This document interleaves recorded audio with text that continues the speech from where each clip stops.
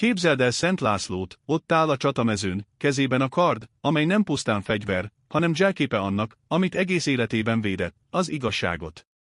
Nem a hatalomért emelte fel, hanem azokért, akiket szolgált. A gyengékért, az üldözöttekért, a hazáért. Ez a kard nem a dühtüzével, hanem a hit fényével izzott. László tudta, hogy az igazság nem mindig hangos, de mindig erős. Amikor a sötétség közeledett, ő nem hátrált meg, a fény oldalán állt. És mi?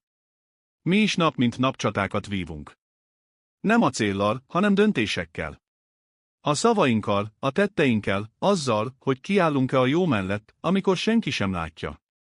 Szent László kardja ma már nem fényből készült. A mi szívünkben él tovább.